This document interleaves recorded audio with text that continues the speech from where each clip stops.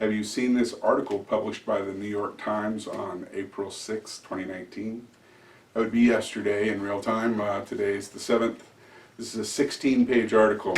The reason I'm making this video, because I don't make video anymore, is because this article brought logic to my own illogical past. I documented on YouTube getting well from one of the current mystery ailments. It was originally the one known as Morgellons back in the early 2000s. So around the year 2000, in case you don't know my story, I started having little breakouts in my skin, and I kind of ignored it. It wasn't that bad, and then, by about 2005, I think it was, I went to a doctor and was basically run out of his office. Said, I can't help you. And hundreds if not thousands of other people have had that experience. This article kind of explains that, I'm afraid. This article refers to the rise of Candida Auris embodies a serious and growing public health threat, drug-resistant germs. Now, Candida is a fungus. I never considered it a candidate for my own condition. I thought that my condition was eventually, like in the last few years, I figured out, well, this is a dimorphic fungus, and I thought that it was related to sporotrichosis. But in the course of my experience, I've been contacted by hundreds of people, and I was told that some of them had undergone testing for sporotrichosis and that it was not present. So what I've been thinking for the last few years is that a dimorphic fungus, which is the fungus that in the wild that can make the leap from benign little happy fungus to human pathogen. They're known as dimorphic fungus. They're characterized by their ability to grow yeast. Okay, so in my experience, it made perfect sense to me that this would be some dimorphic fungus that made that leap, and for some reason, nobody knows what it is. Nobody in the big, wide, wonderful world of medicine can recognize a fungal infection. Doesn't make a bit of sense. That's the illogical part. What I was talking about, doctors running you off, is that apparently a woman was found with a human pathogen Candida infection in her ear. They've dubbed it Candida Auris in 2009 in Japan. So they've known about this for a long time, 10 years. They've known about fungal pathogens making this leap. The reason doctors would run you out of their office, and makes me suspect that they've known about this since a lot longer than 2009, is because it will live in the environment. A lot of people have asked me in the last few years, how do I get this stuff out of my house? And I've always leaned very much towards stick to known medicine in this stuff. And my thinking was, well, this is a systemic infection that's growing yeast, and it never occurred to me that it could actually shed from people and go into their environment. And I'm sorry, but the terrifying news is that apparently it can, and they don't know how to kill it. I suggest you read this article. I'm going to link it in the description. Like I said, it's 16 pages, and there's just so much here that I can relate to in my own experiences. I have felt like a video needed to be made, not that I have much power here, but that there's a fungal pandemic. I've been using that term for over a year. There is a fungal pandemic because I've been contacted. I'm in a kind of an unusual position. I've had a fairly successful YouTube channel, and I managed to publish this almost in real time by getting well using potassium iodide. And in a result of that, I've been contacted by people from all over the world. Asia, the Middle East, Europe, all over the US. And I've also said that there are varying strains of this thing. Whatever it is, they present differently in people. Some people have the exact condition I had, where I had these large yeast growths and fibers and in clusters. And I attributed a lot of that to the length of time that I had the condition, because it was 2015 before I found that I was able to get rid of it with using potassium iodide, following the protocol in the medical books for treating sporotrichosis using a saturated solution of potassium iodide. That's all I did, okay? I have some thoughts about that protocol that I'll share later in this video. But the nuts of this is that I've been contacted by an awful lot of people, and I'm kind of in a unique position to have an oversight of this. And I've wanted to sound the alarm. I mean, I know that there's a fungal pandemic going on, and I've contacted a handful of experts in the last year, and nobody will respond to me. And I suspect it's because they already know, and they're not going to talk to me about it. I'm not mad at anybody, but my point is that they don't list potassium iodide in any of this information on Candida, and it does work. I did it. I mean, it worked for me. I'm not a doctor. I'm not a scientist.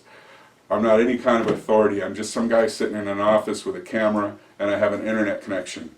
I used to take advantage of that to make YouTube videos, and the reason I did that was to make a little bit of residual income to leave my wife because I was dying. I'm a little bit disgusted by all of this. There's so much information in this article that I can relate to, and I understand why they would keep it secret, because we're living in the age of superbugs. Science and medicine has been warning us for decades that overuse of antibiotics is going to create antibiotic-resistant bacterial infections. We all know this. Okay, well, apparently the same is true for fungal infections. It's suspected, in fact, this Wikipedia article on Candida Auris, I believe maybe the one that, yes, antifungals in agriculture. They used antifungals on crops and effectively wiped out all of these fungal entities everywhere. And, you know, common knowledge tells us, or apparently science tells us, that what happens when you wipe out a species, another species is going to come in, and what they've done is opened the way for resistant Candida. I would have never guessed this was Candida. We've been hearing about Candida. There's been like this like panic video for years about Candida in your gut, and you need this treatment and whatever to get rid of it and all of that. And, you know, I've been very aware of Candida, but I never, ever made the connection that it was a dimorphic fungus and that it could be the root of my issue. But reading all of this information simply in one day, based on my experience, really just closed a lot of gaps for me. Candida is capable of morphing into fibers in its growth processes based on nutrients available, temperature, various things. It's capable of a lot of stuff, and I had no idea. There's no reason for me to continue harping on this, but I want to take advantage of the opportunity to answer more questions that people have had specifically about how I used potassium iodide. And, you know, I literally just followed the protocol that is in all of the medical journals. I'll post a link to one of them in the description below the video so you can see, you know, at least one of the, it's literally like a 3-sentence protocol where they say that you start with 5 drops 3 times per day, and then you increase over time as your body can tolerate the potassium iodide. Well, my commentary is that their high amount, they say as high as 50 or 55 drops, is entirely too much in my experience. Also in that information, they will warn you that you have to make sure, if you're going to use potassium iodide, that that you're a candidate for it. You can't have heart trouble, you can't have thyroid problems. You know, there's a laundry list of things to check before you jump in using potassium iodide. And I would suggest that no one jump in using potassium iodide. Ideally, if you've got these conditions and doctors aren't helping you, you can hopefully find a local doctor and say, hey, you know what, I've got this fungal infection, and it seems to be responding to this treatment in this medical book using potassium iodide, and they may work with you. And what you're going to want them to do is to just make sure that you're okay while you do this. They can't prescribe it to you or anything, I don't think. Maybe they can, I don't know. Just make sure to work with your doctor. This is not an easy thing to do. It ultimately took me about 2 years to get well. And what I found was that the dosage was way too high as described. You start at 5 drops 3 times per day, and I think that 20 drops was plenty, and maybe even that was too much. I think that the key is longevity in this situation. So what I found is I kept getting reinfected, and which is another subject. By treating internally, I could get well, and then I still had lesions that, you know, they're an independent infection, independent of the systemic infection. So what I was dealing with was I would get reinfected from the lesions, because they can do that, apparently. I have read that the lesions can reinfect you systemically, so you end up on this merry-go-round.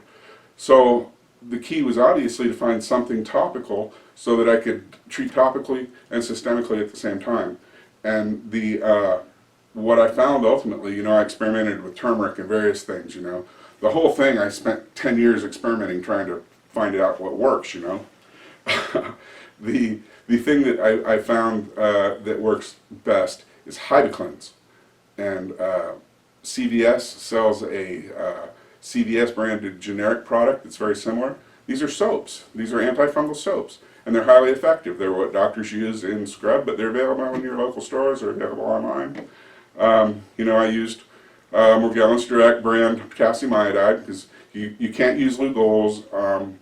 I can't speak to the effectiveness of any pre-bottled SSKI. It's going to have preservatives and who knows what in it, but you have to use a fresh potassium iodide solution so that it's real.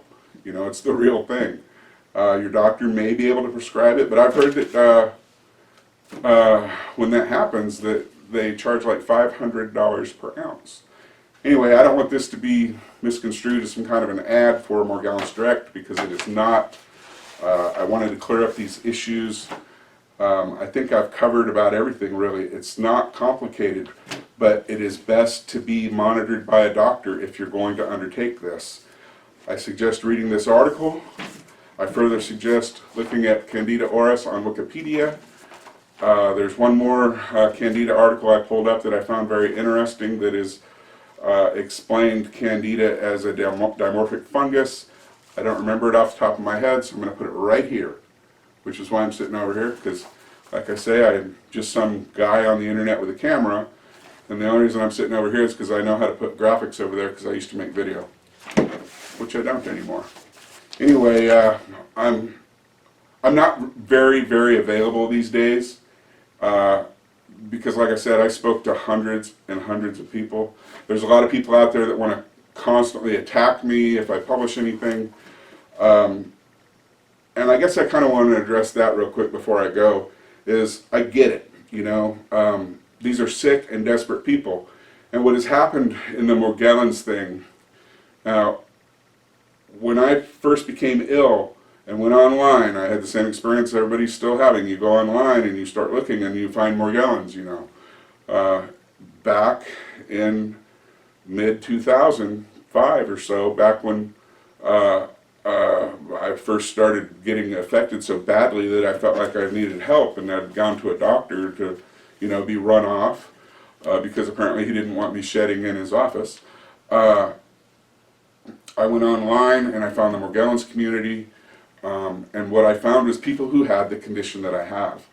And eventually, you know, we watched the CDC do their investigation, and I get, to me this article explains why they would blow that off too, because they were just buying time, you know. And anyway, everybody had what I had, you know, and it was like, hey, we need help with this thing, we've all got this thing. And then I noticed, you know, a couple of years in that people with other things were showing up and whatever, and anyway, I drifted away from that community because I didn't feel like there was any help there. And then when I finally had this big breakthrough, you know, after literally 10 years of experimenting on myself, you know, the white scarring here, this is not typical. This is from me freezing this stuff off my body as part of an experiment. I killed every bit of it topically, and that's when I knew that whatever this was systemic. And so I started treating myself internally. I mean, I did all the internet stuff that you read about. I did it all, okay? Don't. It doesn't work. Diatomaceous earth, and raw local honey, and cinnamon, all the stuff. I mean, I did it, you know. But anyway, the Morgellons community, when I came back, it was a different place. There were people who had an array of conditions. And so it wasn't just these people exhibiting the same things that I had anymore. It's like an array of people. And it really drove it home for me. Last year I was contacted by a guy who said, well, you know, I don't have the kind of Morgellons you have. I have the kind where you don't get lesions. And I thought, what does that even mean? You know, I don't understand. And so it has made me realize that we're just living in the age of, we're paying the price for killing all the fungus, for killing all the bacteria, and medicine and government and everybody else, they didn't do it, you know, effectively. It's not like there's any malice here, but it is happening, and I don't think that they want to talk about it, you know, they don't have an answer. So what's happening is people come down with conditions that their doctors don't know what they are. Doctors aren't in a position to treat people freely anymore. It has to be in the book. Here's the ailment, here's the pill. You know, they don't have any freedom to do that. It opens them to liability. They can't just go, hey, well, let's try that potassium iodide. What do you say? You know, they can't do that anymore. And so what has happened is there's people with a lot of different conditions, and they're part of the Morgellons community now. And I don't know, I don't have the answer for everybody, but I have the answer in my experience for these people who have the similar symptom, the symptoms similar to what I had, where you have these growths from the body. I've also heard that people who have black specks coming from their skin, particularly their hair, are having very good luck with potassium iodide. People with white fibers coming out of their skin, again, they're very fortunate with their use of potassium iodide. And I think that a good rule of thumb here would be that people who have things coming out of their skin legitimately are possibly infected with a fungal, one of the many, apparently there are several that have made the leap, and those seem to be having success by addressing it with potassium iodide, following loosely the protocol for using SSKI or saturated solution of potassium iodide in treating sporotrichosis. And the other people, you know, I wish I had your answer, but I simply don't, you know. I've been contacted by some angry people who tried potassium iodide and they said it didn't work for me, and I'm like, well, what were your symptoms, you know, what were you doing? And they didn't, you know, they're not presenting as having fungal stuff, and I said, you know, I'm sorry that my information didn't help you, you know, I wish it did. And I think my message there is that people who are involved in this Morgellons community, rather than attacking people, like myself, for example, I've actually managed to help a segment of the Morgellons community start looking for actual medical clues about these conditions that people are dealing with. There can be parallel conditions, and there's treatments for them. Just like this situation that I found myself in, and I managed to fight my way out with some legitimate old medicine. There could be answers like that for other people, like, you know, the guy who has the Morgellons with no lesions, but his central nervous system is apparently being attacked by something, you know, like people with Morgellons. The fungus, as part of the deal, it attacks the central nervous system. That's where the brain fog comes from, joint ache, muscles stop working, start locking up, and all that stuff. Well, apparently other people are experiencing that with no lesions, and, you know, there's no reason to believe that's fungus. It's going to be something else. I'm sure that behind the scenes there's doctors and scientists working on all this stuff, you know, but I don't think anybody's going to talk about this for a long time because it is literally a pandemic. That means it's worldwide, and this is happening everywhere, and I don't think anyone knows what to do. So I think that I got very lucky, and all I'm trying to do here is share my luck with other people, you know, so I'll see you soon. I don't know. Oh, one last message. I'm getting my heart imaged next month, May 2019, and if I have any issues there, I'll let you know. But if I just I don't come back for a while, I'm fine, okay? But anyway, I've been curious about if if I'm having organ involvement or anything after getting well, you know, am I okay? Because especially my heart, because I'm about to go start working out and stuff, and I don't want to stress my heart if it has any obvious issues. So anyway, I'll let you know about that. Take care of yourself, you know, and read this article and see what clicks for you. It blew me away. I'll see you.